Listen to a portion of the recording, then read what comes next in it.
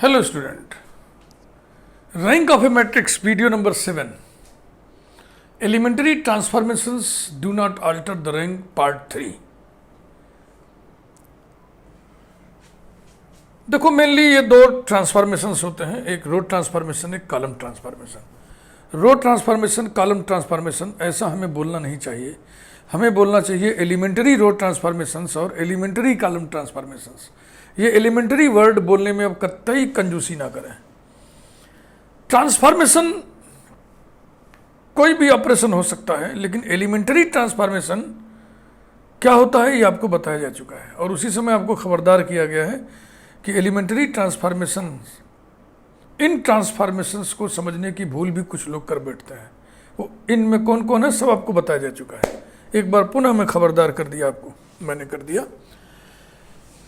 Elementary row transformations do not alter the rank of a matrix as well as elementary column transformations do not alter the rank of a matrix। तो हम इसी पर focus कर रहे हैं। Elementary रो transformations पर based जो भी फैक्ट है आपके सामने रखे जा रहे हैं। इक्विवेलेंटली आप एलिमेंट्री कॉलम ट्रांसफॉर्मेशंस के जो फैक्ट बनेंगे वो आप खुद ही पढ़ लीजिएगा, खुद ही कर लीजिएगा। करना क्या है, जहाँ कैपिटल आर लिखा वहाँ कैपिटल सी लिख देना है, जहाँ रो वर्ड लिखा वहाँ कॉलम वर्ड लिख देना है। और जो इलस्ट्रेशन में हम मैट्रिक्स ले रहे हैं उसमें हम रोज ज़्यादा रख रहे हैं, तो जब कॉलम वाले में इलस्ट्रेशन के लिए मैट्रिक्स लीजिएगा तो उसमें कॉलम ज़्यादा रखिएगा। हम 4x3 की मैट्रिक्स ले रहे हैं, आप 3x4 की ले लीजिएगा कॉलम वाले में स्पष्टीकरण देते समय।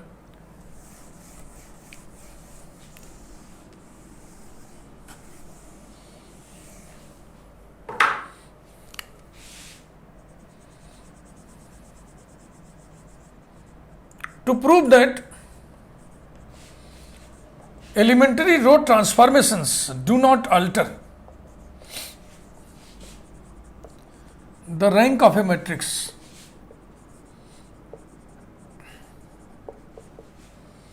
इसमें कुल 3 स्टेप्स का काम है। पहला step, to prove that Ri interchanged by Rj does not alter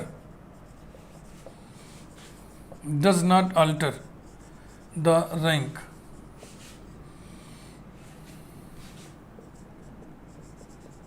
video number 5 ये हो चुका है।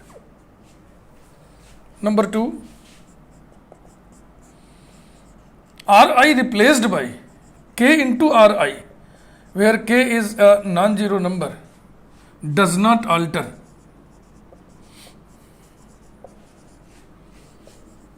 the rank। See video number 6 ये हो चुका है। और अब हम तीसरे स्टेप की बात करेंगे इस वीडियो में। R I is replaced by R I plus K R J, K not equal to 0, does not alter the rank. इसका प्रूफ अब हम लिखना शुरू कर रहे हैं।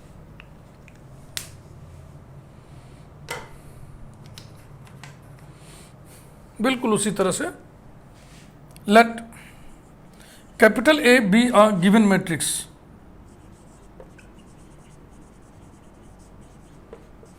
सच दैट ए की रैंक स्मॉल आर है, तब परिभाषा से, then by definition there is at least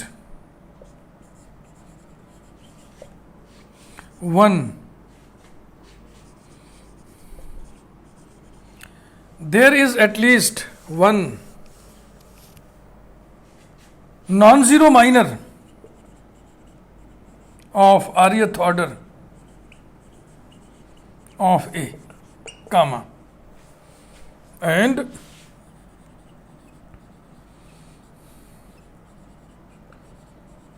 all the minors of r plus 1th order are 0। Let determinant A naught be any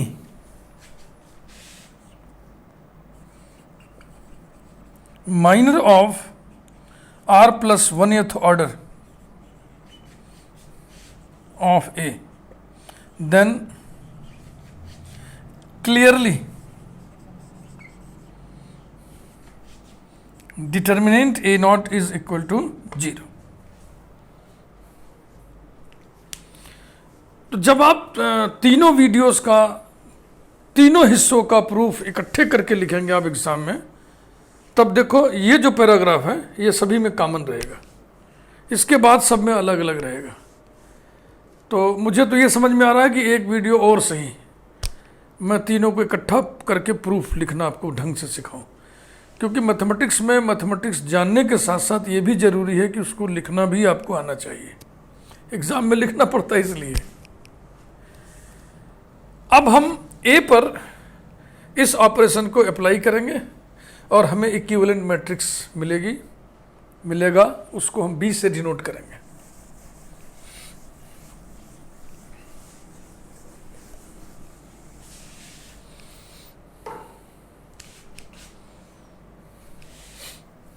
late capital B P equivalent matrix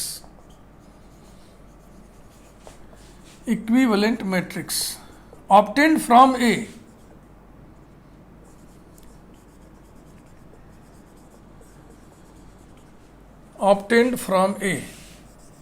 by applying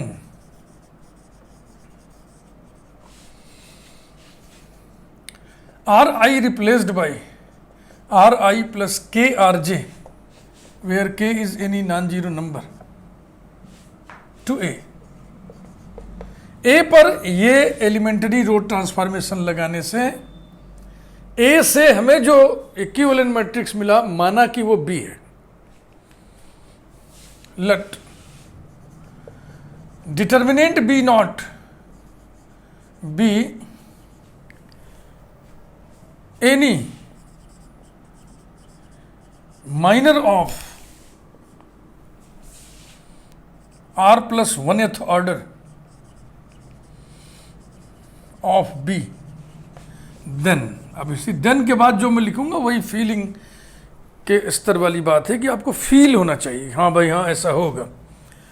चूंकि आप अभी matured नहीं हैं इसलिए feel आपके अंदर नहीं उठता है, इसलिए हम एग्जाम्पल के द्वारा स्पष्टीकरण देते हैं, बात को इलस्ट्रेट करते हैं।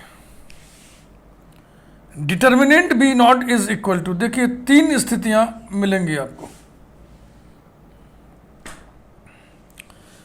जब डिटर्मिनेंट बी नॉट में अफेक्टेड रो, एक ही रो तो अफेक्टेड होगी ना, अफेक्टेड रो होगी तो आपको तीन स्थितियां मिलेंगी। लिखिए इसको वैसे, determinant A naught plus K into determinant A naught और comma determinant A naught plus K into determinant C naught. ये दोनों बातें हैं if determinant B naught contains affected row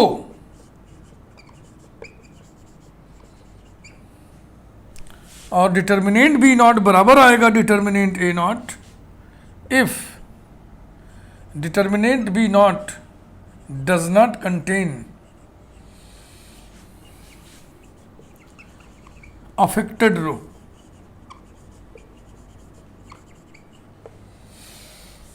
here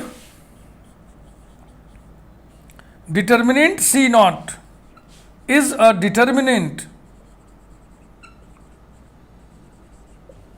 having two identical rows, दो समान पंक्तियां रखने वाला सारणिक है ये जो ये। तो जो हम फील बार बार कर रहे हैं तो ये सबसे कठिन फील यहीं पे है, ये आपके समझ में ये वाला चीज़ कम आएगा, ये तो अब आ ही रहा होगा। तो उसी के लिए हम इलस्ट्रेट करेंगे। चूंकि डिटर्मिनेंट ए नॉट जीरो है, इसलिए डिटर्मिनेंट बी नॉट की वैल्यू इस केस में जीरो, इस केस में जीरो, और इस केस में भी जीरो, क्योंकि इस डिटर्मिनेंट की वैल्यू जीरो होगी, क्योंकि इसके दो रोज आइडेंटिकल हैं और इसका मान तो जीरो है ही है। तो अब लिखने जा रहा हूं, since determinant A not equal to zero,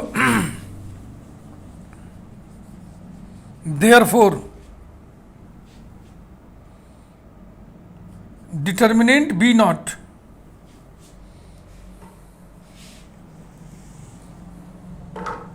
और कारण लिख दीजिए, and determinant C not equal to zero.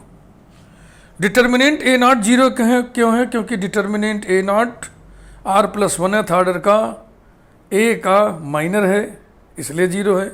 Determinant C not zero क्यों है? क्योंकि इस डिटर्मिनेंट में दो रोज आइडेंटिकल हैं। देयरफॉर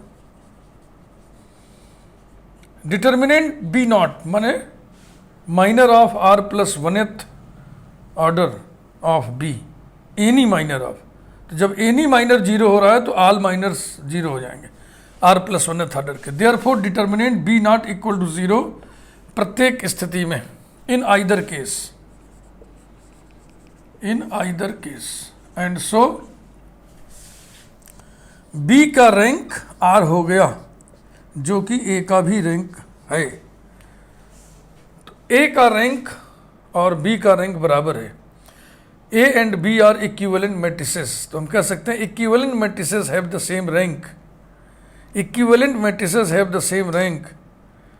इस ट्रांसफॉर्मेशन का ए की रैंक पर कोई असर नहीं पड़ा, क्योंकि ए पर इस ट्रांसफॉर्मेशन को लगा करके हमने मैट्रिक्स बी बनाया, बी की भी रैंक उतनी ही आई। ये प्रूफ कंप्लीट हुआ। अब आइए इसको हम इलस्ट्रेट कर दें, वही एग्जाम्पल लेकर के। इलस्ट्रेशन समझिए, बहुत इंपॉर्टेंट है, उसको समझ लेंगे तो फिर ये बात दोबारा पढ़िएगा तो आपको लगेगा हाँ सही तो है, ऐसा तो होगा ही।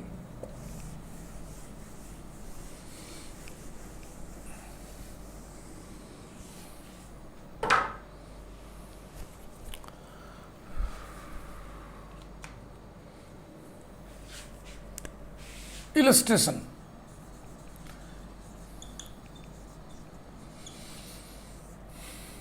A equal to matrix 1 2 3 4 5 6 7 8 9 10 11 12 और इसकी रैंक जो है 2 है।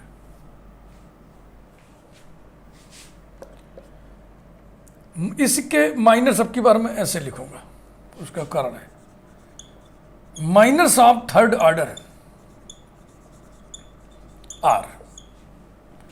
डिटर्मिनेंट कॉलम में कोई चॉइस है नहीं, तीन ही कॉलम है, रो में चॉइस है, एक बार इस रो को छोड़ के लिखिए, एक बार इस रो को छोड़ के लिखिए, इस बार इसे छोड़ के लिखिए, एक बार इसे छोड़ के। चलिए शुरू करिए। 1 2 3 4 5 6 7 8 9, इसे आप कैलकुलेट करोगे तो इसका मान 0 ही पाओगे।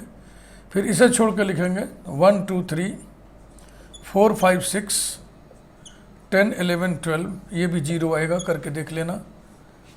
फिर इसे छोड़ के लिखो 1 2 3 7 8 9 10 11 12, इसकी वैल्यू भी 0 आएगी। फिर पहले को छोड़ के लिखिए 4 5 6 7 8 9 10 11 12,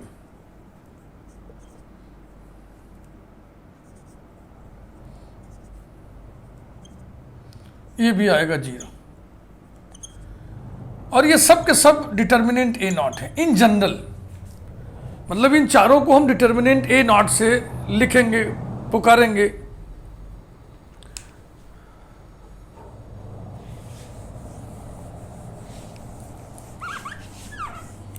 अब ए पर हम एक ट्रांसफॉर्मेशन लगा रहे हैं।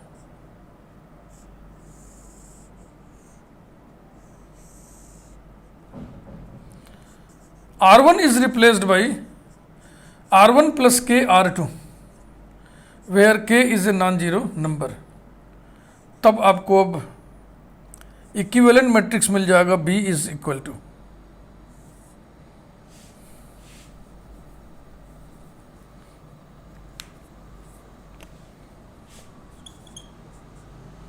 कौन बदलेगा? First row 1 plus 4k,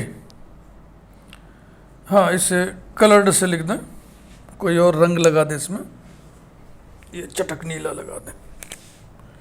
1 plus 4k, 2 plus 5k, 3 plus 6k।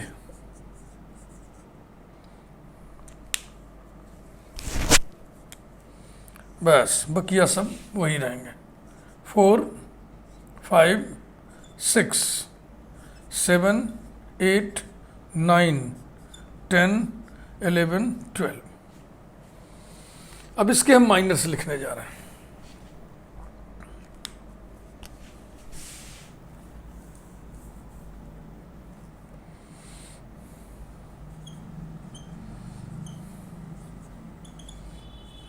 Colour से खिलवाड़ नहीं, कि उसी के माध्यम से तो हम समझ रहे हैं।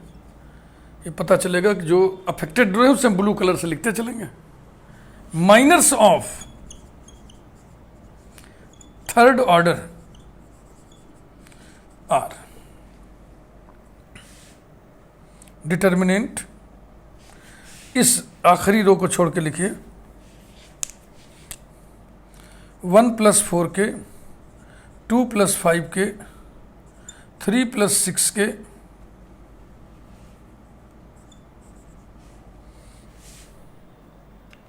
हमें थोड़ी और स्पेस चाहिए, इतने में हमारा काम नहीं चलेगा। हमें के नीचे 1-4 लाइन लिखनी है, तो हम क्या कर रहे हैं, थोड़ा और ऊपर से उठ के लिख रहे हैं, ठीक है ना।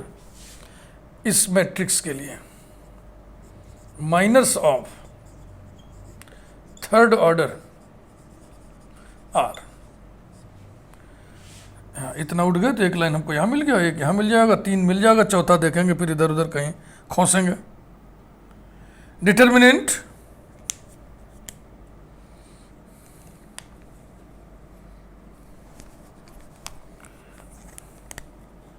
One plus 4k, 2 plus 5k, 3 plus 6k।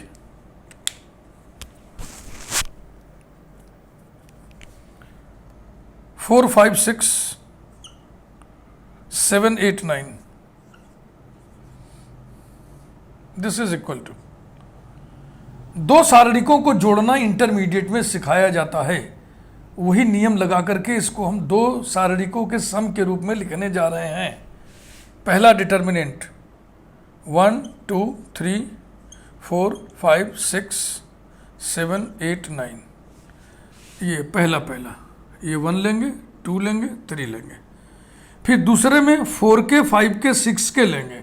4k, 5k, 6k में से k हम बाहर खींच ले रहे हैं, हाँ इकट्ठे, प्लस k इंटू, तब क्या बचेगा 4, 5, 6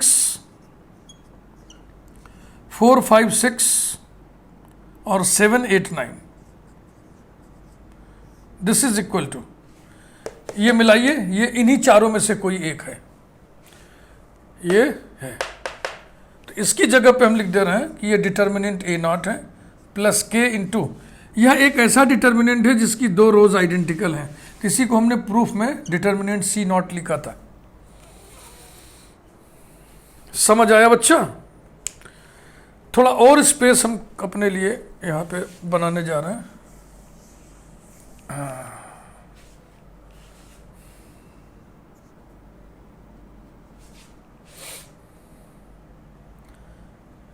हाँ चलो इतने में हो जाएगा। ये B हम इधर एकदम किनारे लिख दे रहे हैं। B equal to matrix 1 plus 4k, 2 plus 5k, 3 plus 6k। बिल्कुल आराम से लिख रहा हूँ, मुझे कोई हड़बड़ी नहीं है, क्योंकि मुद्दा यहाँ समझने समझाने का है। 4, 5, 6, 7, 8, 9, 10, 11, 12, ये रहा। अब इसके लिए यहां से हम स्टार्ट ले रहे हैं, ये ऐसे, ठीक। एक माइनर लिखा, कुल 4 माइनर लिखना है। इस रो को छोड़ के लिखे थे, अब इस नीचे से इस रो को छोड़िए, माने कि ऊपर से तीसरी रो को छोड़ के लिखिए। तो छोड़ के लिखिए भाई, डिटर्मिनेंट 1 + 4k, 2 + 5k, 3 + 6k, 4 5 6। ओए कौन सा पेन उठ गया, ये कहाँ से आ गया, इसको हटाओ।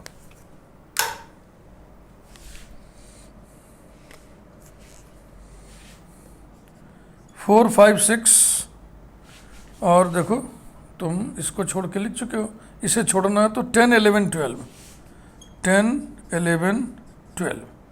इसी प्रकार से इसको ब्रेक करिए, इसका पहला इसका पहला इसका पहला लेंगे तो एक डिटर्मिनेंट बनेगा 1 2 3 4 5 6 10 11 12 प्लस दूसरे में 4k 5k 6k के कॉमन ले लिए तो हो जाएगा k 4 5 6 4 5 6 10 11 12, ये आ गया। ये बात समझ रहे हैं ना, जैसे इस 4k 5k 6k लिखना था तो फिर पहली रो में से k कॉमन लेकर कैसे लिख दिए।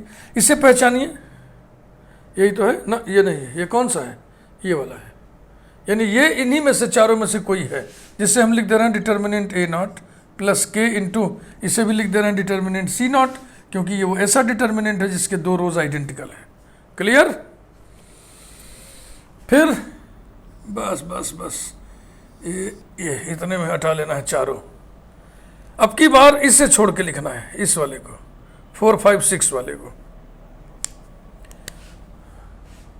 1 + 4k, 2 + 5k, 3 + 6k। 4 5 6 वाले को छोड़ेंगे तो आ जाएगा 7 8 9 10 11 12, ये रहा, इज इक्वल टू, फिर यही सब नियम कानून लगाइए, है ना, ये पहला वाला, ये पहला वाला, ये पहला वाला, 1 2 3 7 8 9 10 11 12 प्लस k टाइम्स 4 5 6 4 5 6, है ना, 4k 5k 6k के कॉमन ले लिए, 4 5 6 7 8 9 7 8 9 10 11 12, दिस इज इक्वल टू, ये पहचानो इन्हीं चारों में से कोई होगा, कौन है ये वाला है, तो इससे हमने लिख दिया determinant a0 plus k into, अब ये c0 नहीं है, डिटर्मिनेंट c0, ये इन्हीं में से कोई है, कौन है ये वाला है, तो ये आ गया ऐसा। याद करें प्रूफ में आप लिखे थे